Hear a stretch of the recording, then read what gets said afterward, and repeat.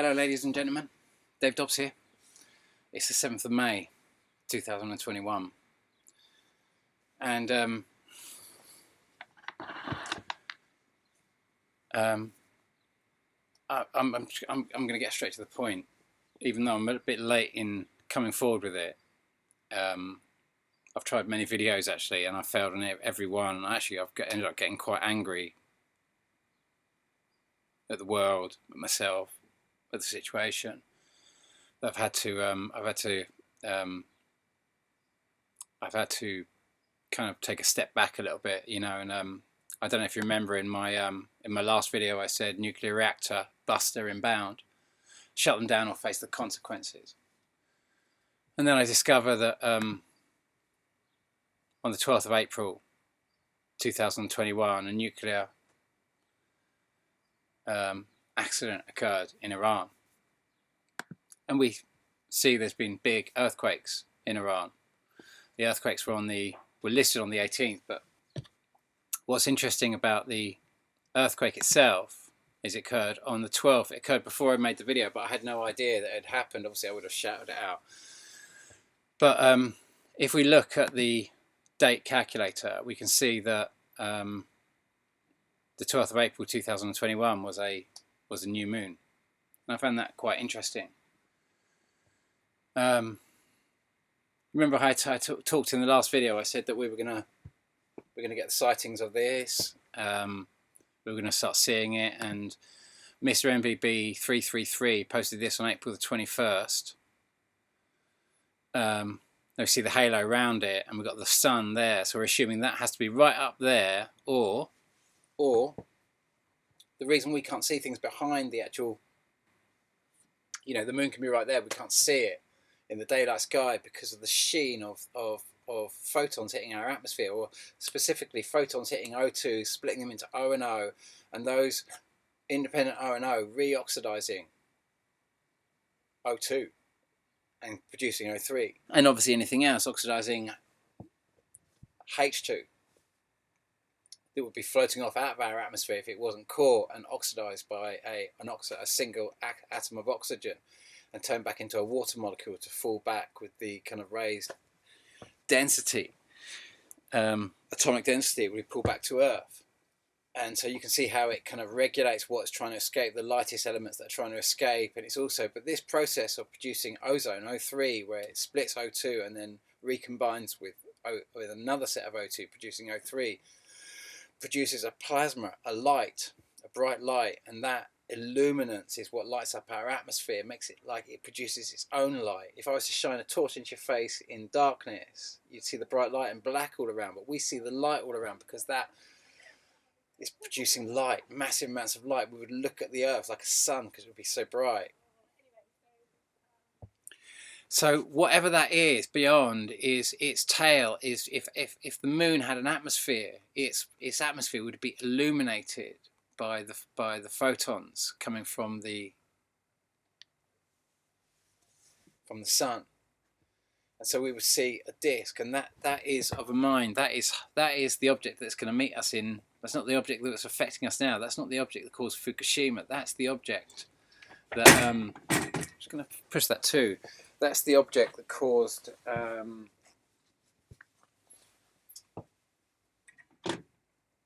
that's the object that Nick Thomas caught on the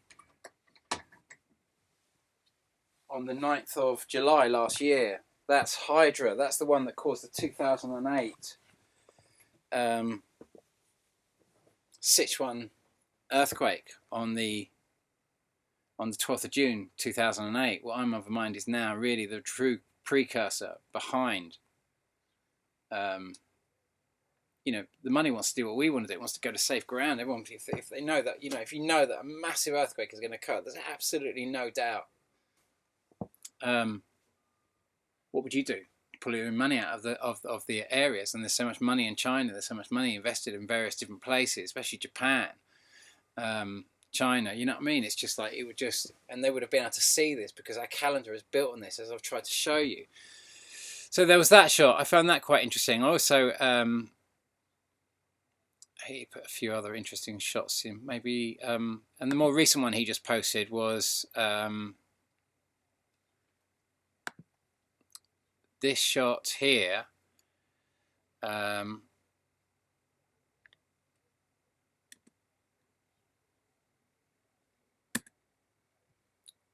this I'm of mind is actually the pair,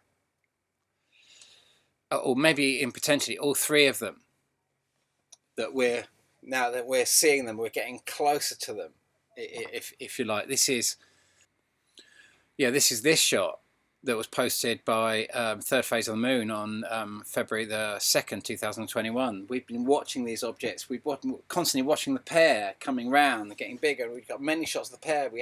And then we've got this other object. But of course, because we've all come now onto the same ecliptic plane nearly, they're coming over the top of us, heading back out, and they're going to cross in July, August. I mean, they're coming in now, but June, July, August is that seems to be the, this is that point where we sync.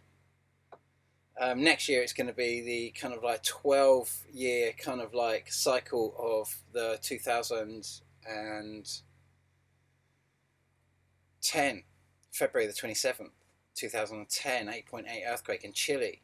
But it's going to be way above us. It's not going to be big. Back then, it was closer to us and further away. In the August, it was the other way around, because the whole system has moved through the ecliptic plane. So it's come over the sun, it's come round, under, over, and then it's heading back down because the system is below the ecliptic plane. So because it's coming over the sun, I'll show you in some diagrams in a shake. But we saw this shot, and that's looking out. That's out in, I mean, it's hard to believe that that's not in our atmosphere. He also showed these shots, where he said that, isn't that interesting that that the sky was as red as the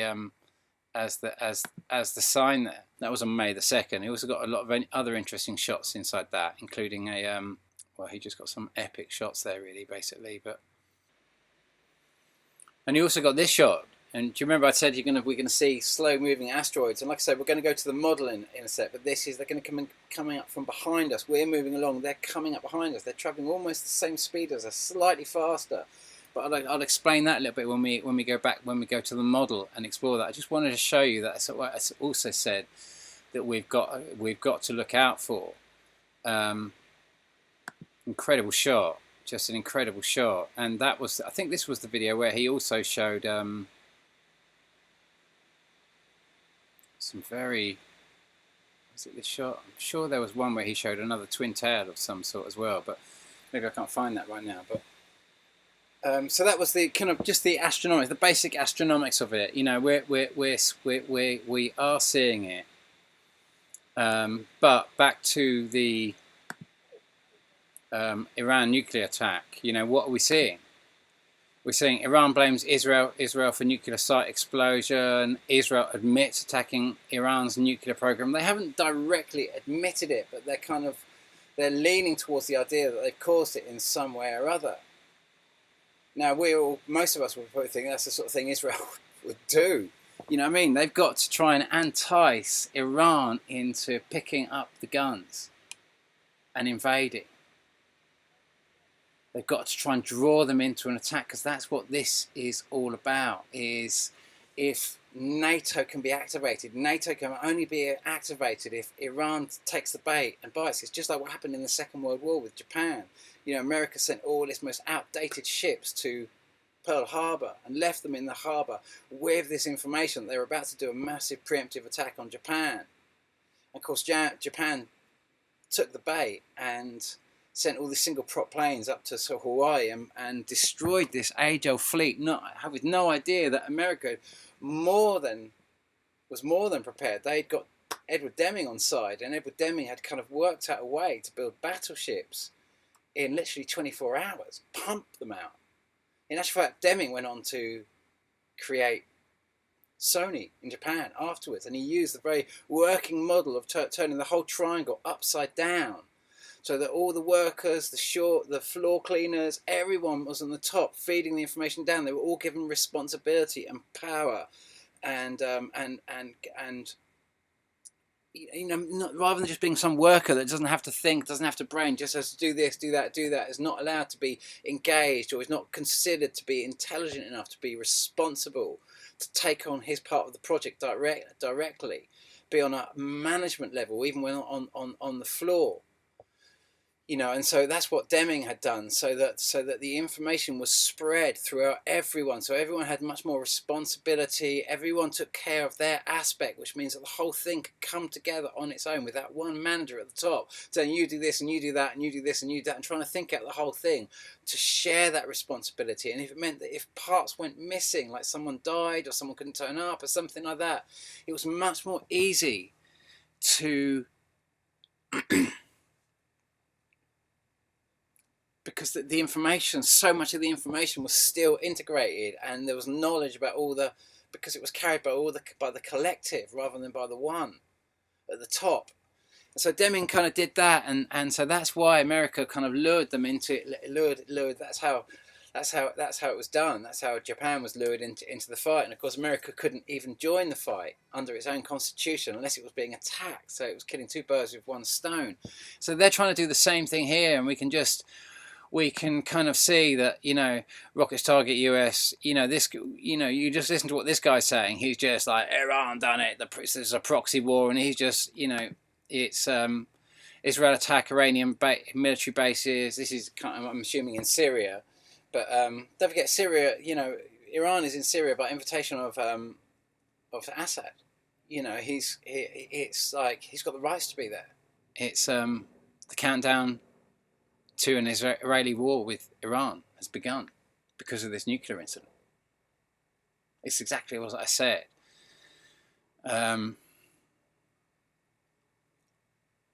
if we come here and we look at Volcano Iceland, two unbelievably huge, monster-sized lava fountains, biggest since eruption start. So that was on May the 2nd. I don't know where this town is. I'm assuming, when I look at the map, I can't see anything around here. The only town I can see is there. And Gelding Adeler is, that's 5 kilometres. You can see how much 5 kilometres is. So it's about it's about 15 kilometres away by the looks of it. If that's the town, I can't see where else that would be. But look at the height of...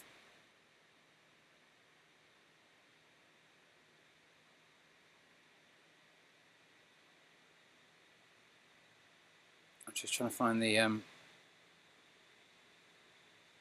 Yeah, it must be around about there, I suppose.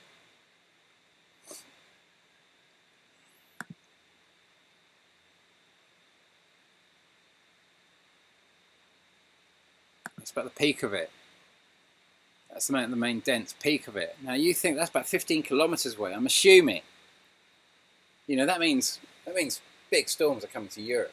That means air travel is going to get shut down. That means that this thing is getting bigger and bigger and bigger as those objects are tracking down towards us. We're also seeing, you know, we saw multiple earthquakes around Texas around about April the 20th. Let's go back to our lunar calendar, because this is a big part about understanding. So the first quarter, May the 19th.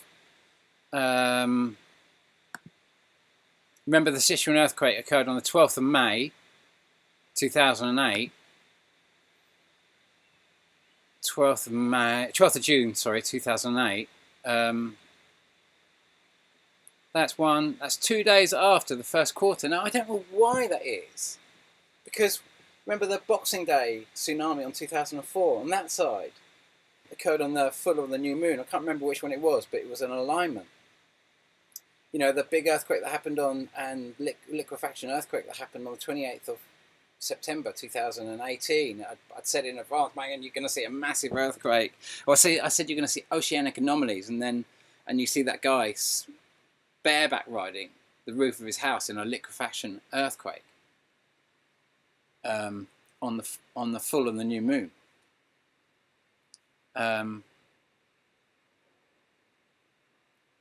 It's a pattern that quite commonly repeats around about big seismology. The earthquake that occurred on Carlos Ferrada's time, the one he predicted in 1939, occurred on the full of the new moon. 20th of January the 20th, new moon. biggest earthquake in the sequence at that point, the one he predicted, and then said the next after that. You know, we were right next to the system, just as we are now, from 1939 to about 1945, 47.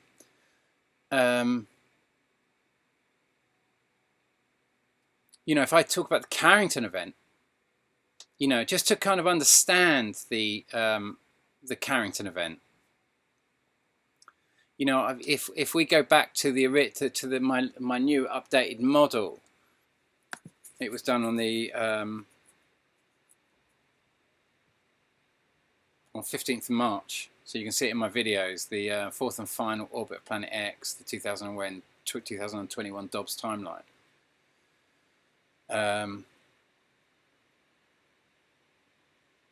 But if we just come to that and we go to let's just go start at 1551, because it actually happened in 1859, the Carrington event, from pole to pole, all across the world. Chaos. I'm going to read an excerpt. You know, they said it was a massive solar flare hitting Earth, but if we go to 1859, as close as I can get to 1859 there, we'll keep it like 1855, that's just, on this model, as close as I can get, but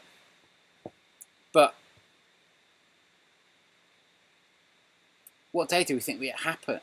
What would the day that we'd expect the greatest surge of power, given what you know so far and what we've talked about? What would you expect? What day would you expect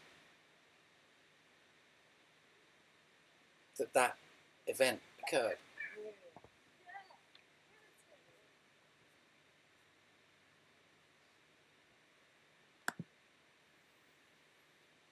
So it started on the 28th of August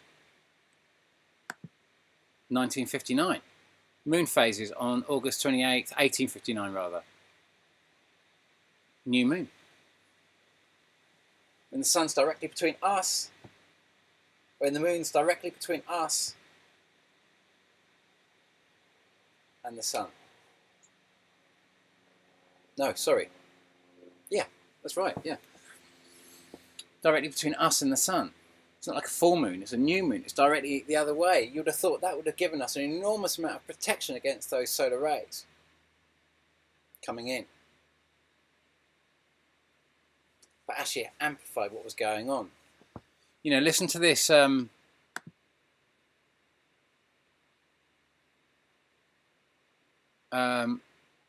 When American Telegraph Company's employees arrived at their Boston office at 8 a.m., they discovered it was impossible to transmit or receive dispatches. The atmosphere was so charged, however, that operators made incredible discovery. They could unplug their batteries and still transmit messages to Portland, Maine at 30 and 90-second intervals using only the auroral current. Messages still couldn't be sent as seamlessly as under normal conditions, but it was a useful workaround. By 10 a.m. the magnetic disturbance abated enough that stations reconnected the batteries, but transmissions were still affected. When the telegraphs did come back online, many were filled with vivid accounts of celestial lights that had been witnessed the night before. Newspapers from France and Australia featuring glowing descriptions of brilliant auroras that had turned night into day. One eyewitness account from a woman on Sullivan's Island in South Carolina ran in the Charleston Mercury. The eastern sky appeared of a blood red colour. It seemed brightest exactly in the east, as though the full moon, or rather the sun, were about to rise. It extended almost to the zenith. The whole island was illuminated. The whole island was illuminated. The sea reflected the phenomenon. No one could look at it without thinking of the passage in the Bible which says the sea was turned into blood. I don't know if you, when I built this model, I think in this last model, I think, my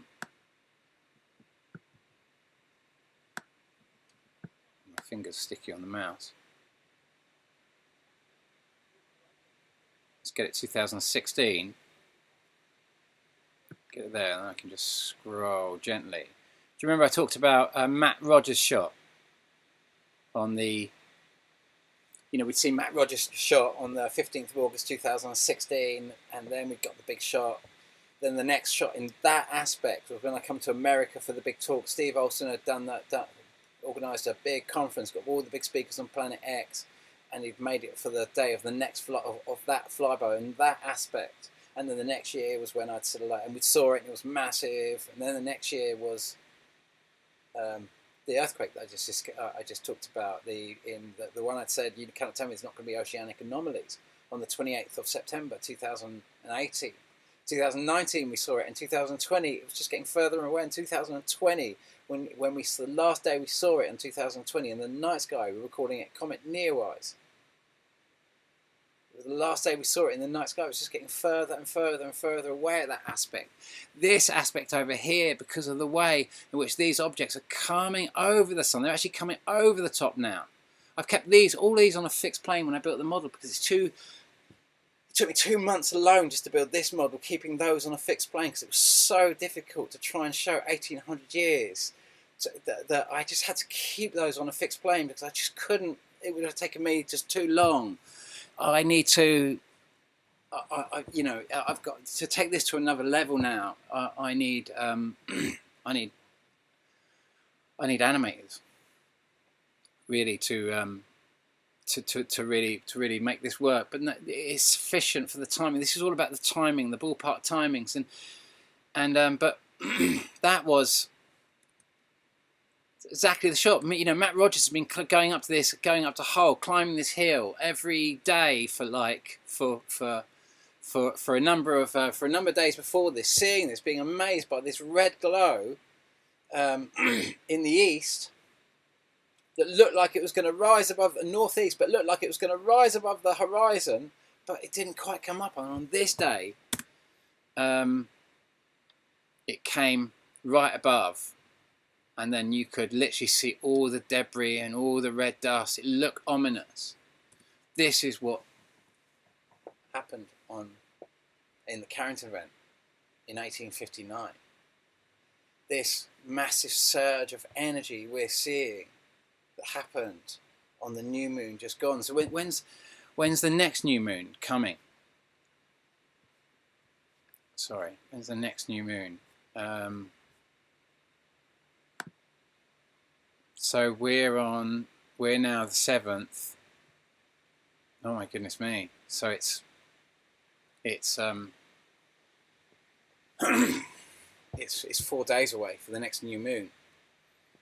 And I've been saying, I've attempted to make this video so many times and I've failed miserably. And it's been so confusing, and hopefully that this is going to be the one. And I was hoping I was going to get out by Wednesday, because I want to do, maybe we still will do, but it's just not going to be time to get it out there, so maybe it's not. But I want to do a kind of a live show with Bobby from the Relentless Maverick channel, because I love having discussions with him. He's got a really open mind, but it doesn't look like it's going to be tomorrow now, and I'm going to have to sort of get back to him. But what I'm going to do is I will write below this as you're watching this. Hopefully, as I'm editing this, I'm going to bang out with him the exact time that it's going to be a live stream, so you guys can get involved and say what you've got to say about this matter. And we're going to try and get it done before the 11th. And I'm asking you to share this information, get it out there, get people to realise that Iran didn't do this, so that Israel didn't do this. This was a naturally occurring event. Iran needs to know this. They're being baited into a fight. They're trying to, if they attack, then NATO can be, they are bound by contract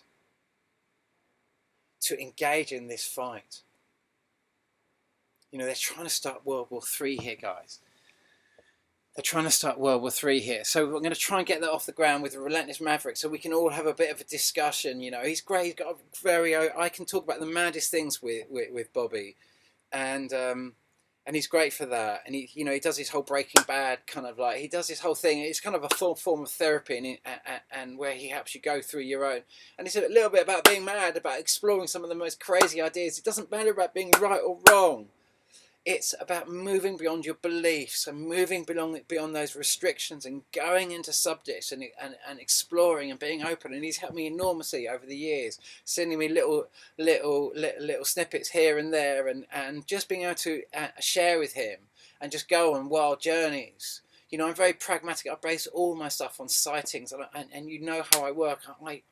This is why it takes me so long to remake videos, and sometimes you won't hear from me for two or 3 months whilst I'm working on data. But I have to be moving this forward. I'm just not interested in clickbait. I just won't put ads on my channel because it entices me into being clickbait, and I just don't want that. I've never sold a book on Amazon. Do you know that even though I put it up on Amazon, everyone just buys the kind of £3 second-hand copies that Amazon sells brand new, so they don't have to sort of give me any money. But I'm going to read you a little bit of that book now, because just to try and, because I published that in 2011, 2012. If you ever do want to buy a copy of this and you buy it from Lulu, you'll have to pay full price. I'll actually earn some money. I have no ideas. I've never sold one on Amazon, like I say, but all my mates, everyone I know who's bought them on Amazon buys these second-hand copies that come brand new. So, you know, what would sway you to buy one at a price more than you can get one second-hand brand new on Amazon is whether you want to kind of like help me out. And that's in your call. But I just want to read you a tiny little excerpt from it. Just a tiny little excerpt, just about this period we're in right now, though.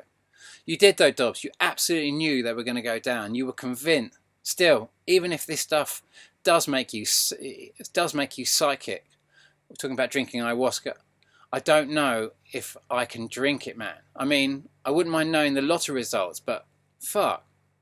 No, man, you got it all wrong. It wasn't ayahuasca that told me the banks were going down. It was gold.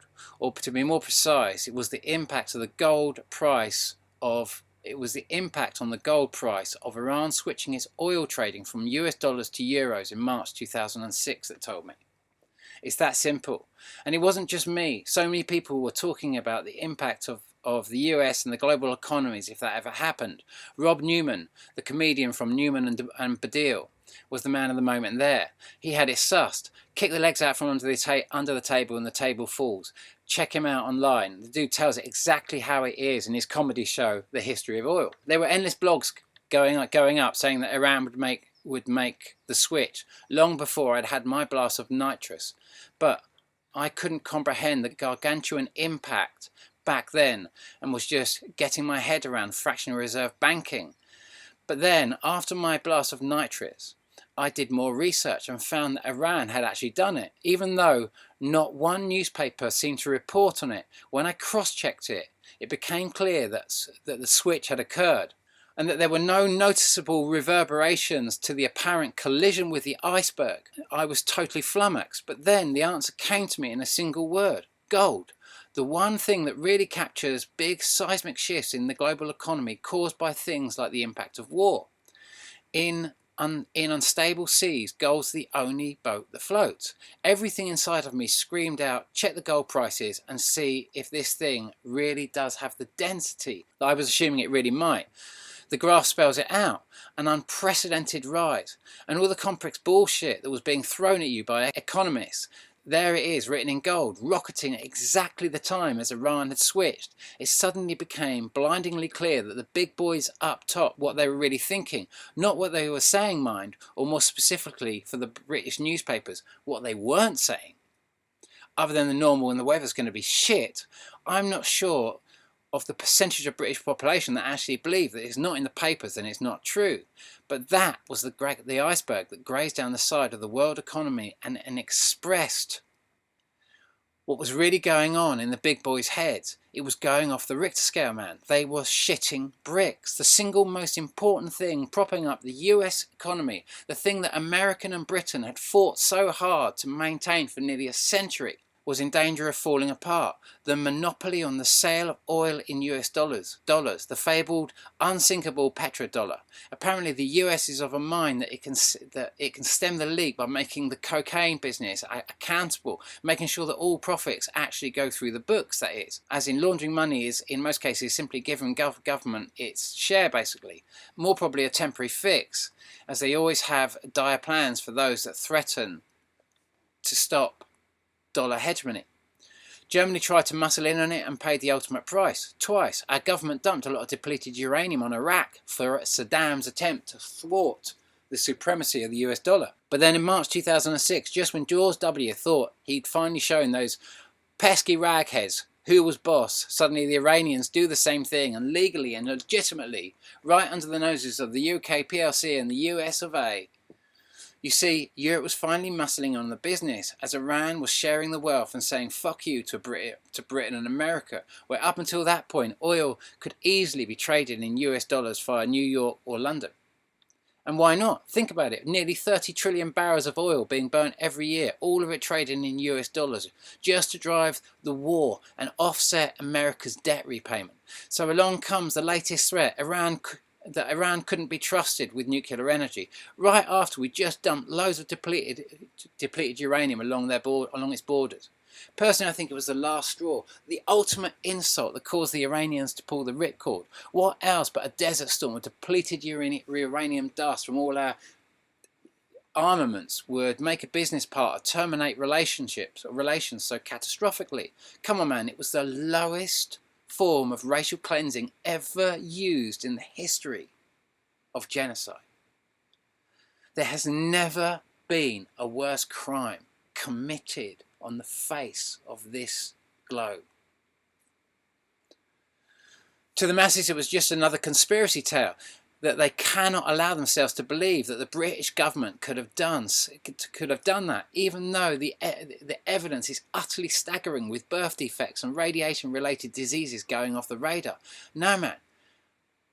That wasn't shamanism, ayahuasca, or clairvoyance, Bolivar. That was good old-fashioned common sense. Iran dumping the petrodollar was the equivalent of the gash down the side of the Titanic, twisting the myth of the unsinkable ship into a million broken tales. But the truth was right there, written in gold. Just look at the price index in March 2006 and see how it rises from that point like never before. There had to be a cause for that. An incendiary device that was causing this crash detonated exactly then, literally written in gold, man. Just the fundamental stories of how, just the fundamental stories of how history repeats itself over and over again. You see, the greatest threat to the US dollar and the Fed is not just Iran. It's any large enough currency that can challenge the Fed, like the euro, Agent 6 says. Exactly, two birds that the Fed wants gone forever, which it can take out with one stone if it can get its war off the ground. But it needs a Trojan horse to get into Europe and smash it. Britain might, Agent 6 responds. Yeah, people have actually started to think that Britain could be independent. The last time we experienced that was in the Second World War, when we distanced ourselves from Europe with our alliance with the US. Remember, this was written in 2012. Sorry, this was published in 2012. This was all about 2008 when this was all occurring, when Heathrow was still the main market garden area for London and most houses had big veg growing gardens. If we do that again, most of the country will be starving to death in less than a month. I reckon we need Europe more than it needs us. You know, this was the big question that I took to the ayahuasca gods to say, is that it? Do I just have to sit back and just watch this world being destroyed? There's nothing we can do. Is that it? You know, it's kind of a bunch of environmental activists who just completely realise that they're just totally full of shit. Everything they've been going on about is total bullshit. Building carbon dioxide is the fucking enemy. Build nuclear power stations on fault lines. You know, who came up with Stuxnet? You know, it's this whole Stuxnet conspiracy theory came out in 2010, 2011, just prior to Fukushima going bang.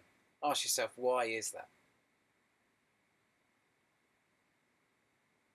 Why can we see Chernobyl going bang, bang on 26th of April 1986, and we know there was a massive earthquake the same day? Okay, it was in Dharamsala up in the Himalayas, but that sits on a fault line that runs all the way down to Europe and then comes up through Italy and comes right under the Ukraine. In actual fact, just as we're going to get the same, back then there was just one. Now we've got three of the objects that orbit I'm calling the Pluto system, or the Jupiter-Pluto system. We've got three of its four objects that we can see with telescopes that Galileo saw. Three of those objects are so close to our sun now that three of those objects are coming right round. In '86, only one of them was looping round because we were further away from it, and so we can see the evidence of that because in August another earthquake occurred in the Ukraine, just as we're going to get now, just as we're going to get as Hydra comes close to us. We saw the amazing shot that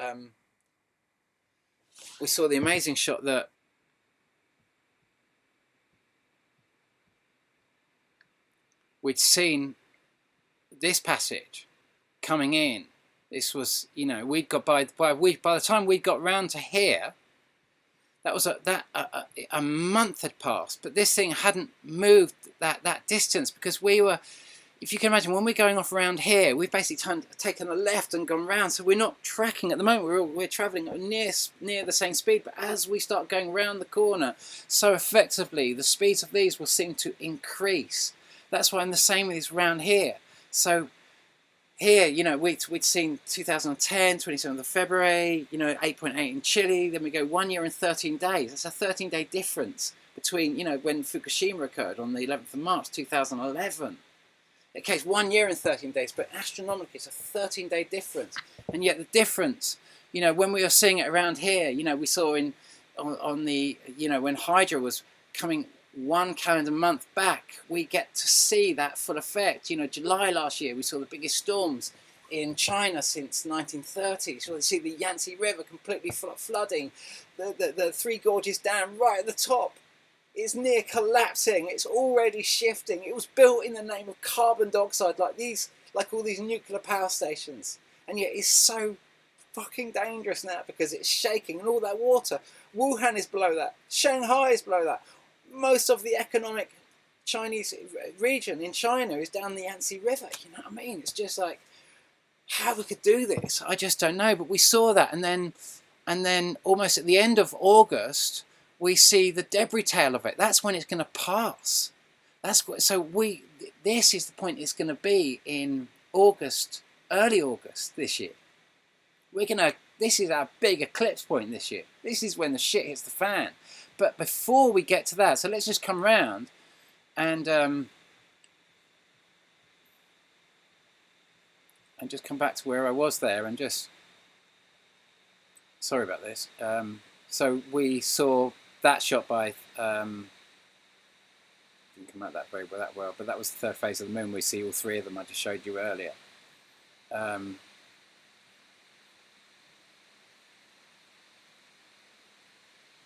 Oh, I've missed it completely. Apologies.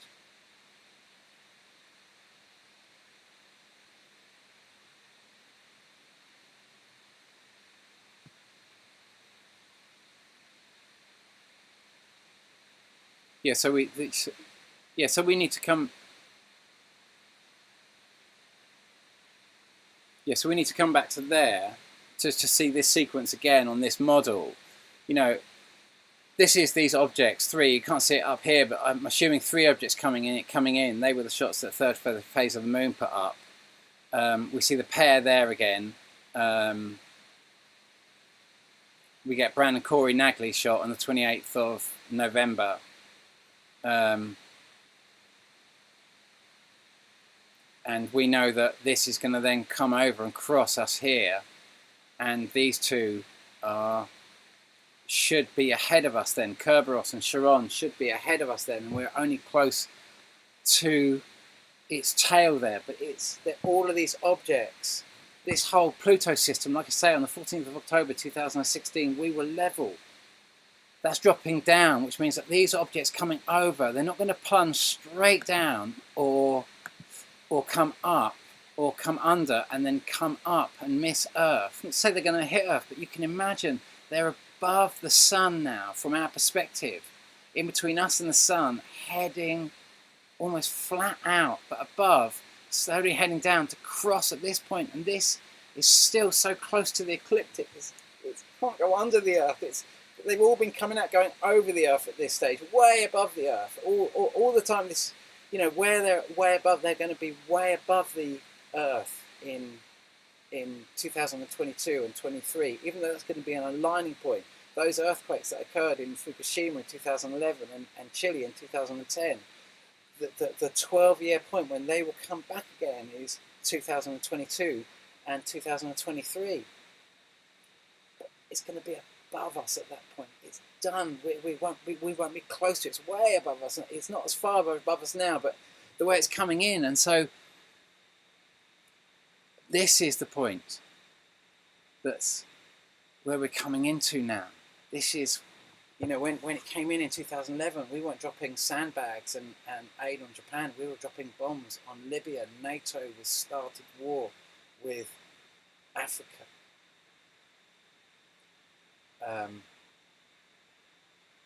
And now they're going to try and start a massive war when this flyby comes in, because they need the vibration very, very low, because this is what's required when they... Well, this is what I saw happening in Laughing Gas, which is what I prayed that we didn't have to do. And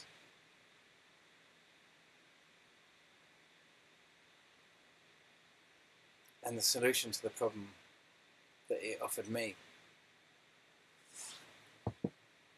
that the gods, and why I wrote Laughing Gas, the message that was given to me.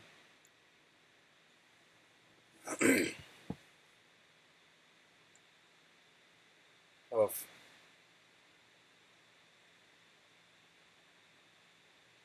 how, put simply, your Earth will no longer support duality. That's what happens here. So the only way to save this planet is to one human, one soul, and that's what this brings about, this massive bottleneck.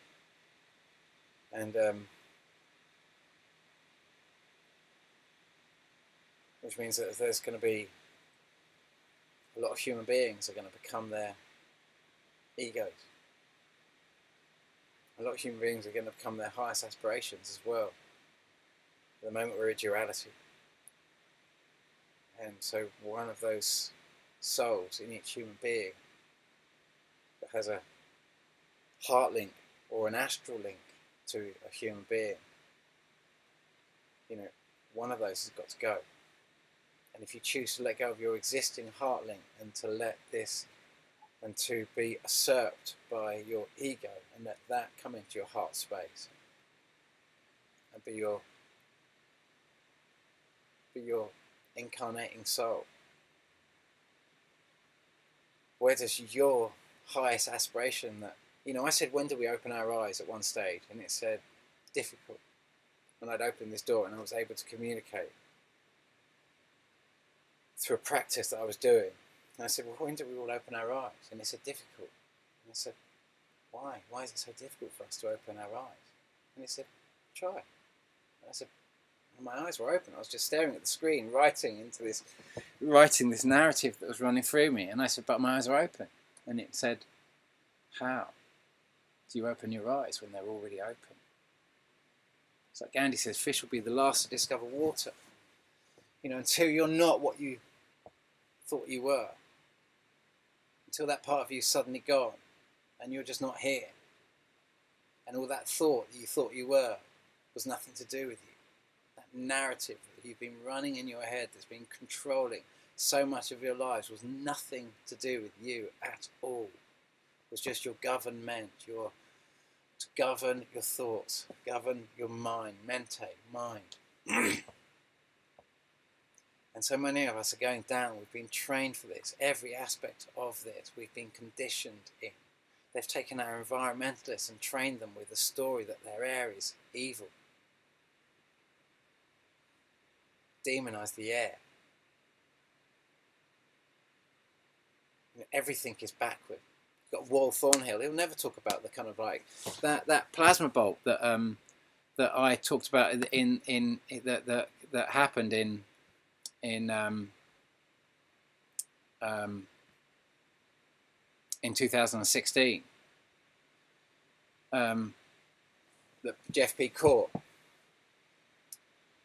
when we were all seeing Jupiter massive back then. Couldn't explain it because it contradicts our story, but you know, it's just we create all these different stories. You know, Wall Thornhill will never talk about that. You know, Wall Thornhill is being used by an agenda to cover this up. He's, you know, he doesn't want to. There's no one in the electric universe that will ever talk about this. No one. No one in the Thunderbolt kind of like will ever talk about this. Because why? Because there'll be a scar, like Valles Marianis. If Valles Marianis was really caused by one of those, then that would be on Mars now, wouldn't it? I get it. I get it. We've just been so deeply programmed. We're all Christians. A whole Copernicus model. We think Galileo gave us the Copernicus model. Galileo was silenced. He said he could see Jupiter right there. No way. You do not leave your house again or you will be burnt. Anyone else who said that, they had been burnt, and everyone else had come round and listen or try to listen to their heated debate.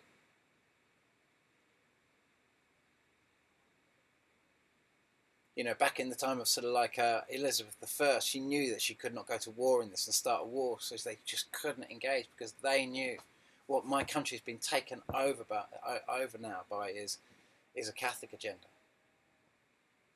It's a Catholic agenda that Tony Blair has created. As I said in Laughing Gas, Tony Blair is trying to resurrect the Spanish Inquisition. That's what he's trying to do. He was the one who made you hate Europe. Putting Tony Blair up as that's our pro-European candidate, but the most hated politician in the world. It's vital you stay in Europe for the war on terror.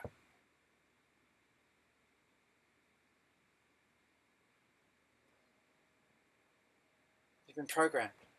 Every aspect of this. You know, this whole thing, NATO would get involved in this, but who would NATO get to pick up the guns? Christians. But Donald Trump, he's set it all up. It's all set up. Biden's hands are almost tied. The mob wants their war. The Christians want their war. The Christians want their crusade. Don't forget, you know, we've got all these supposedly rockets falling from space. You know, at the moment. I mean, I think it's just bullshit. I think it's just the cover. But also, it's quite interesting that if we're getting kind of electronic things shut down, like nuclear power stations shut down. I mean, you know, in Fukushima, they were like, oh, they've just gone into cold shutdown. And they just stood and stared at their little dials thinking everything was going into cold shutdown.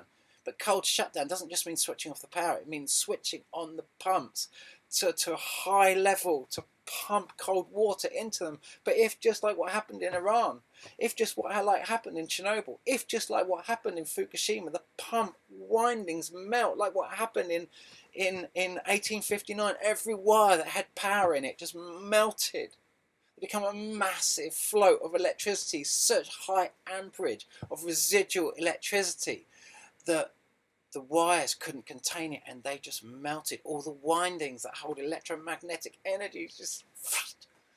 So they would have had to repair all the pumps. They were trying to switch them on, get power to them. If they got power to them. And then they get power to them and nothing works. What's happening? Nothing's going. No, I think the power's on, but well, go and get a reading. Is the power of the rob's running? No, they've melted. And everything just started heating up and heating up and heating up. And they couldn't control it because they couldn't understand what was going on because they've been deceived with a story. A story that they need to build nuclear power stations on fault lines to stop the carbon dioxide spewing out of volcanoes and the earthquakes. Iran needs to know that there's a potential that this wasn't a cyber attack. This wasn't a conspiracy cyber attack. Bullshit. This was a massive surge in electricity that occurred on the new moon because we are right next to the system, just like we were in 1859. You know, I was told, don't worry about your Earth. I was told, your job is to write a book and to invite them in. Those who are going to leave, a lot of people are going to leave now, and they're not going to understand what's happened to them, and they're going to be taken from their bodies because of choices they make, karmic choices. They've gone into a narrative which is the karmic implications for the rest of the world are so fucking horrific. We're going to go down this corridor, guys. We're going to go down this corridor, and it needs some of you to wake up and speak up. Most of the Planet X community are just Christians, so they just believe Jesus is coming. Jesus is coming.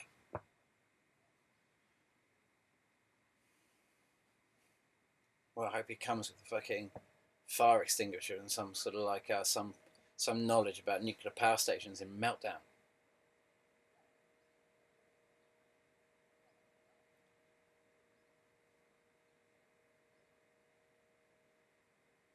Because we're doing this unless we can stop this. I was told, don't worry about your Earth, I've already deployed my best. Unprecedented peace will now be waged upon your Earth. That's what he says in the book, and he says, I want you to invite them in.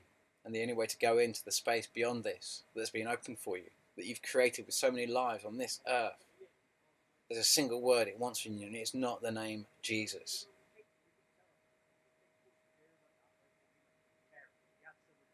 It's not the name Jesus. It's one word, and that word is peace. That will be taken as your understanding of what is required of you. There's nothing required of you in this realm. You can be a paedophile, you can be a rapist, or you can be a thief. Thieves, paedophiles, and rapists run this fucking world. This is their realm at the moment. Take of it what you will. Do as thy will is the whole of the law here. But there is another rule, and that is you pay your karmic dues. You do what you like, but you can pay your karmic dues. You do what you do unto someone, that comes back to you. It all comes back. That's how this world is run, through the karmic rules. This high realm that has been created through the highest aspirations of your existence in this realm. So what you put in this realm is what you get out on a higher level, and your soul evolution, and what you contribute to this realm, and the art that you create, and the wonder that you open is for you to take if you wish. Go whichever way, but on this higher realm, there's a binding contract to enter, and that is your understanding that peace is required. There'll still be mischief, that's what I was told. There'll still be mischief. Lots of mischief. But your understanding is not Jesus, not supremacy, not religious supremacy. Your right to dump depleted uranium on women, on any sovereign country that won't sacrifice all its wealth to you. Peace is the word it's looking for. Say it in deed, say it in word, feel it emit it in your emotions, in your narrative, in that space, in that midway space when you leave this planet and you're wondering why you can't go anywhere, and it's all gone, and you're in the terrible regret that you've what have you done? You've just allowed. That's what I had to watch and laugh against. So that's why I do all that I do, because I saw myself when it goes bang. I saw all the banks going down, and I was bewildered. And then suddenly I saw the impact of all the banks going down, and people starving around me and dying everywhere. It was just painful. And then it was this call for war. And then I felt this dagger come into my heart as I was destroyed by whatever came in and annihilated me. And then I was squeezed out of my body. It wasn't like a death experience. It was too quick to experience any physical. I was just out of my body, like that. And I was just in utter loss. I'd lost everything. I could feel that it had all been lost. There was nothing I can do. There was nothing left for me. Total annihilation. And this sadness of not just losing, of just losing everything. It was the most painful thing I've ever experienced in my entire life. And that's the road that we're on right now. All of us. if we don't raise the vibration and take some kind of action and see what's going on here.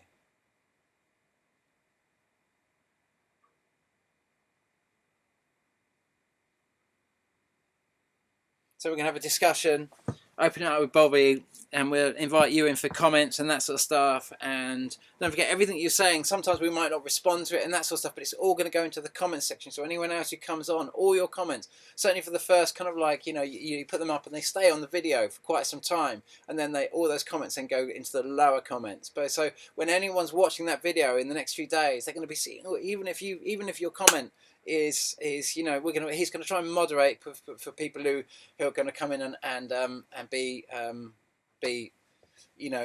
and try to attack and subvert, but we're going to open it up and let you say what you think. Most of you, I can imagine, most of the Christians probably just want this massive, great war with Iran. This is the great Christian apocalypse that they just focus on, reading over and over, revelations, the end is coming, Jesus is coming to punish. Nah, we could switch those nuclear power stations off. We could rise to the challenge and see the real threat and just push this whole Jesus is coming bullshit aside for a little bit and try and address the real problem at hand. I mean, what's going to happen on the 11th when the nuclear power stations are going to go bang? If nuclear power stations go bang in Europe, who are they going to blame? If they go bang who are they going to blame? They've got it all lined up. They got it all lined up.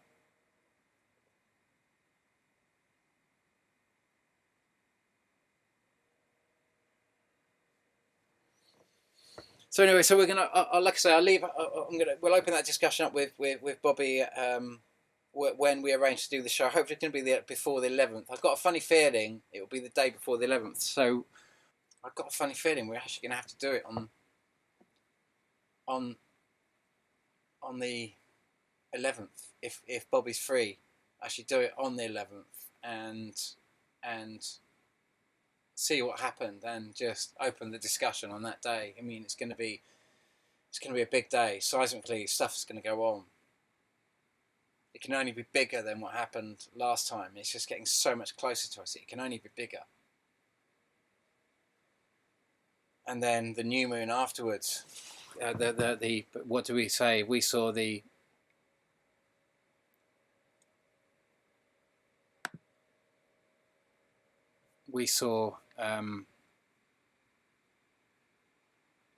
one and 2 days after the neap tide, or the first quarter moon, we saw a big earthquake in Chile, and then 2 weeks later, 1 day after the neap moon, we saw another earthquake in Chile, just like the Sichuan earthquake, which was 2 days after the neap moon, which it affects it that way. And this seems to be a characteristic for the big earthquakes. So we have the 11th of May, and we're going to be discussing what we might expect on the 19th of May. 20th of May, the 19th, 20th of May. That's also going to be a big event. We can't sweep that under the carpet. You might think that David Dobbs is full of fucking shit. But there's patterns here that we're all choosing to utterly ignore so we can go to World War III, which is the ego agenda.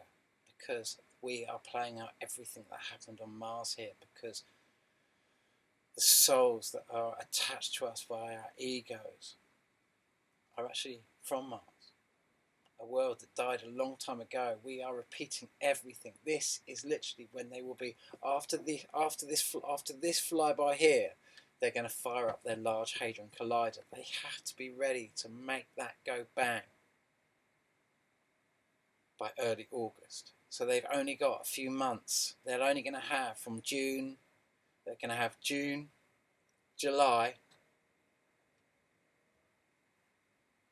to get that running before, and even then it's going to be very, very tricky.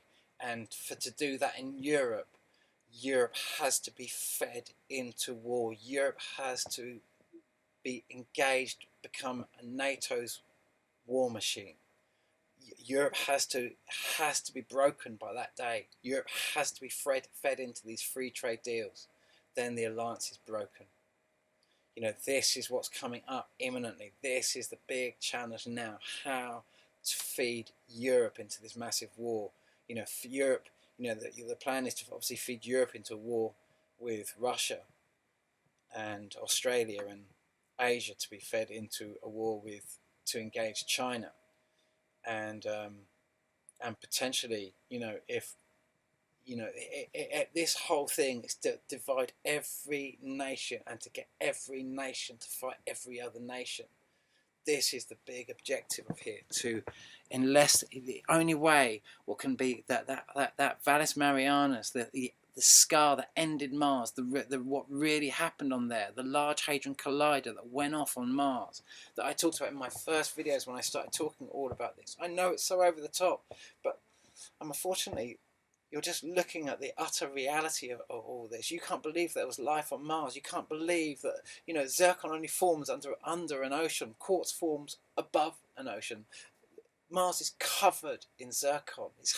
Zircon doesn't just mean oceans were acting upon it to form it. It means there was a massive carbon dioxide process. Without carbon dioxide, without volcanoes, you cannot have life on a planet.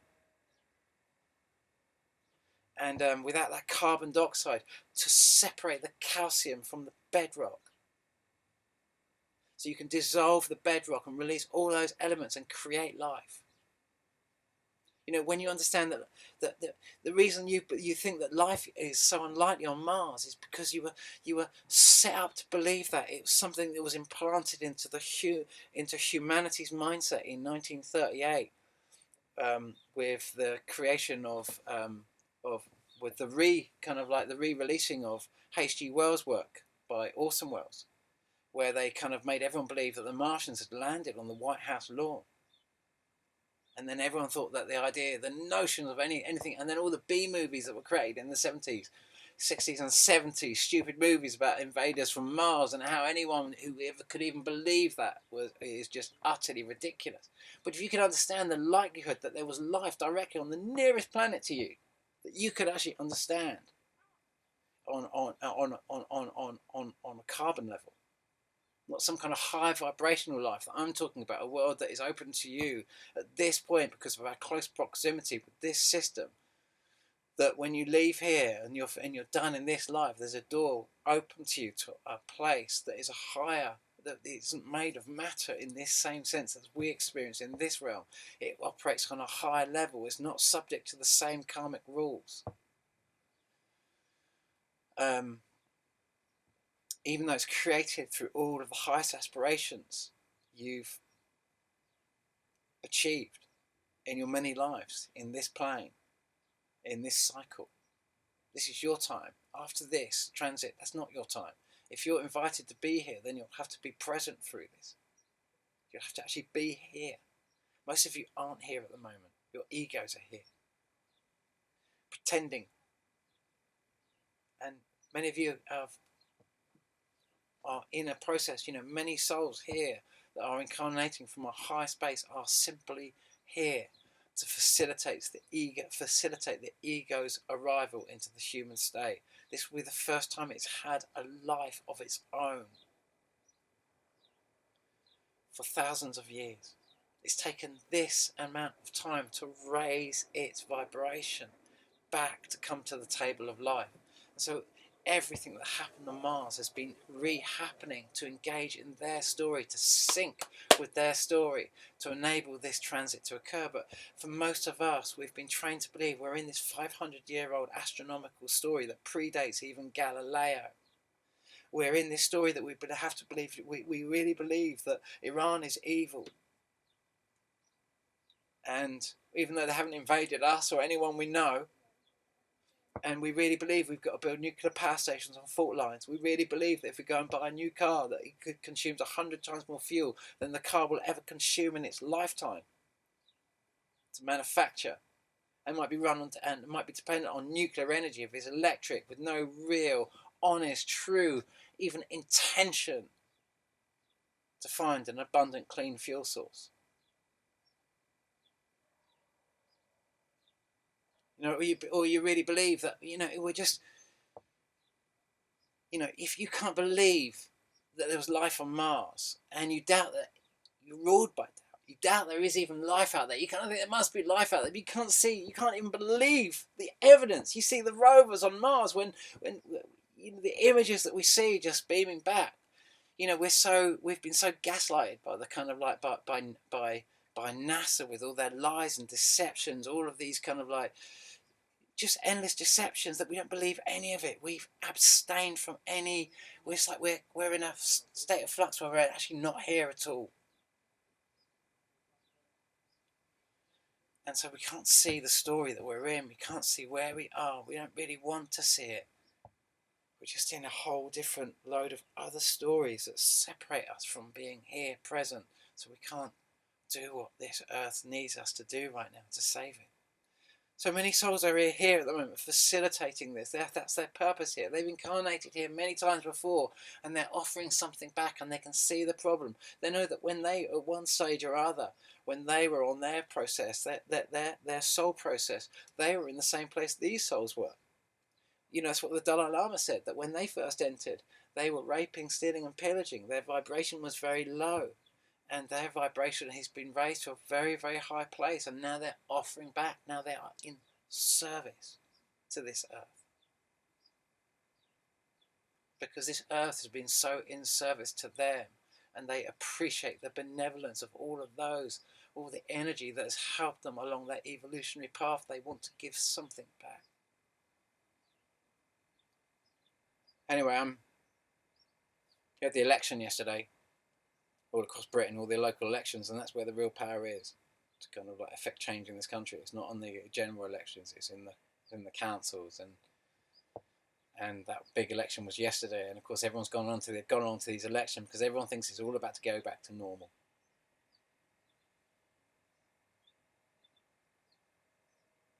Of course, the Tories needed that. I mean, I don't know what everyone's voted, but everyone's bought this. But you know, you see what's happening in India, third wave.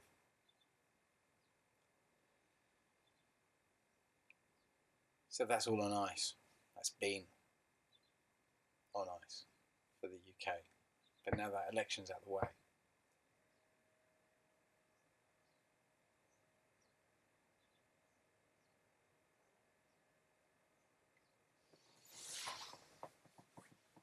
Scary times, guys. So do what you've got to do. Whichever side of the fence you're on. You know, many of you think you've got the answers and you're the solution. And maybe you are. But we have a situation on our hands now. And if we don't nip this in the bud, it's very difficult for higher energy to come and help us when we're in cahoots. I mean, I know we say we're not, and everyone likes to sound nice and that sort of stuff, but when we're in cahoots with it, it's impossible for them to engage and help us. Certainly not here. Beyond this space, they can help us. And that's really what Laughing Gas was about. It was that I was told that if we leave Europe, our fate is sealed. And so I understand now that for Britain, our fate is sealed. We've started this process. We won't be able to stop this. Britain will be leaving Europe, literally, in the most painful way. Unless a miracle happens now, I can't stop that. And so I also know it's nearly my time to leave this plane. I won't be able to change that. And you know what? When I was told that I was going to get a message and I was showing Planet X, not the Laughing Gas one, but my mum I'd virtually written Laughing Gas, and we were in the editing process, and my mum had said, White Cloud wants to channel wants me to channel for you. Can I come down? And I said, yeah, come down. And she sat down and she channeled, and White Cloud said, we have you here. This was ironically around 2011, 2012 when it began. Didn't even know. I didn't even know back in 2012 that all the planetary stuff was about, all the 2012 stuff was even about the red Kachina, the blue Kachina planets. None of it. So I didn't have a model to work on. But she said, you're going to get a message. Oh, he came through and he said, he said, we have you here in the Sea of Avalon, you're going to get a message. And then he said, when that message comes through, you're going to have to make decisions. You're going to be on your own. And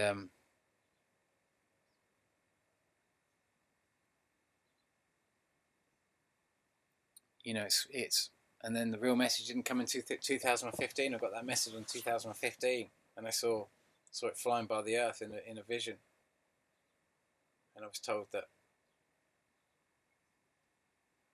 I said, "Tell me it misses," and they said, "Yes, it misses.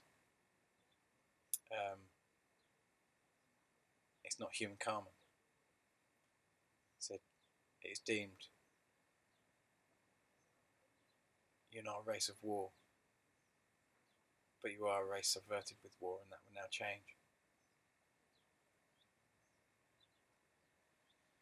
And so the only real solution now is a Passover. All of those who enter, they allow her ego self to become, and their higher selves offers themselves, their physical body, to their ego. It's a Passover. It's not an invasion. It's a gift. It's a two-way gift. It's an exchange. When one soul, and this is why it's quite an attractive proposition, because Whitecloud said, you may choose to stay. He said, but understand, you may choose to leave.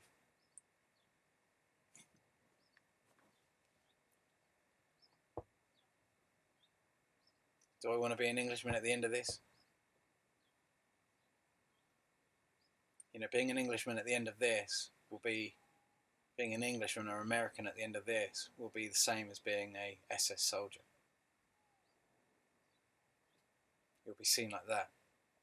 People will want to do to us, to me, and to an American, what you might want to do to an SS soldier. I mean, obviously, the SS soldiers never ever dumped depleted uranium or did heinous crimes like that. No, that was the worst crime ever committed. Literally. To genetically attempt to wipe out a country.